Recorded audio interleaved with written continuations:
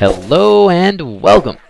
I'm the Candyman and we're back with more State of Decay 2. We're back with more Apocatips, the series where we give you, the viewer, tips and tricks on how to better survive the zombie apocalypse. Now, if you have a tip or trick that you feel like would be helpful for other survivors to know, go ahead, leave a comment down below, and you might see it featured in the next video. Now, if you like this video, go ahead, hit the like button. Also, consider subscribing as well, and you'll get better at surviving the zombie apocalypse. I promise. Okay, so today's Apoca-Tip is a beginner's guide, because there's more to this game than just see zombie, kill zombie. We want to make sure that we're managing resources correctly, as well as managing our survivors correctly. So, in today's guide, I'm just going to give you a couple of quick tips and tricks on how to better do so, and to get you started off on the right foot. So let's go ahead and get started. Okay, step number 1, set your goals. In State of Decay 2, it's extremely important to lay out goals for yourself and for your community that you can achieve or that you can work towards. So whether that being maybe just having a huge community with a bunch of members, maybe having a really sweet base, completing an entire storyline, or maybe doing like a challenge, like a 100-day challenge or something like that. Whatever your goal is, make sure that you're making progress towards it each and every day, because that goal is going to dictate the kind of community members you get, the kind of weapons, the consumables, basically the entire direction of your community. Step number 2, manage your resources.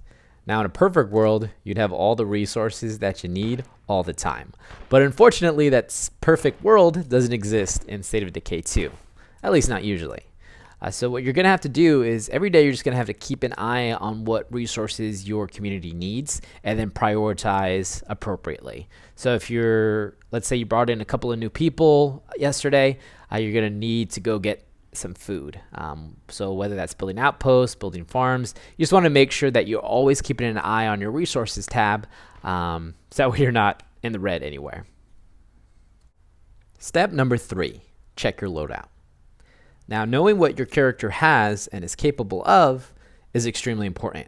You want to make sure that you've got a melee weapon in their hand, a normal weapon if they need it, some sort of ranged weapon, so gun, crossbow, whatever you've got.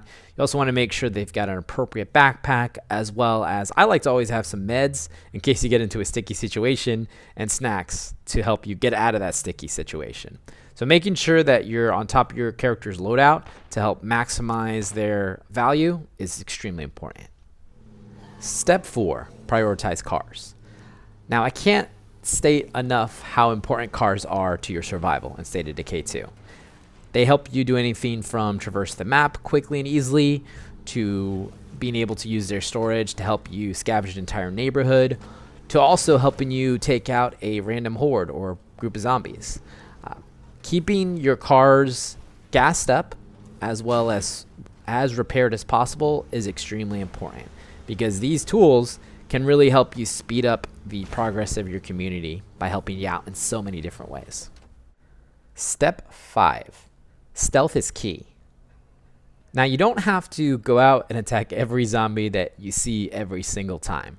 There's going to be times when you know that you're not going to be able to win the fight if you take it, so there's absolutely nothing wrong in sneaking around and finding your way out of a sticky situation. So knowing when to attack and when not to attack and use stealth is an extremely important tool for you to have in State of Decay 2. Step number 6, use Outpost wisely.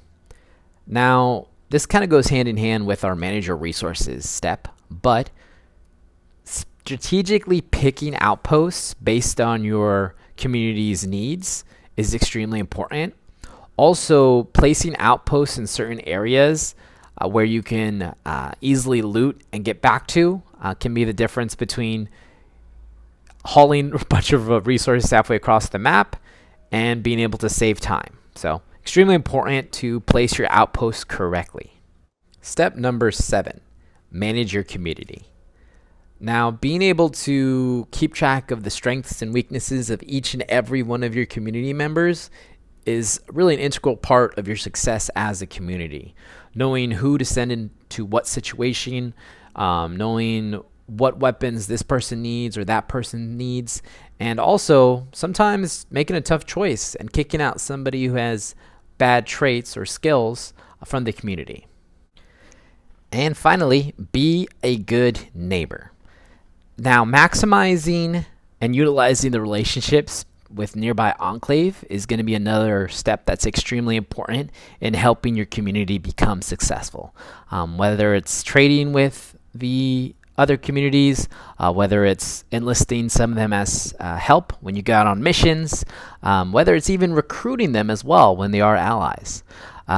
Also, I should mention that having them as allies can also bring about certain bonuses, anything from experience rates to cars, just a bunch of different assets and abilities that can help further the growth of your community and further the growth of your allies. Alright, so that wraps up today's Apoca-Tip. Now, if you feel like I left out anything, if you feel like there's something else that you would include, go ahead and leave a comment down below. Now, this is by no means a comprehensive guide. It's more of just a couple of guidelines to get you started. But we will go ahead and wrap up the video here. Now, if you like the video, do me a favor. Hit the like button and consider subscribing as well. As always, I'm grateful for the support, and I'll catch you in the next one.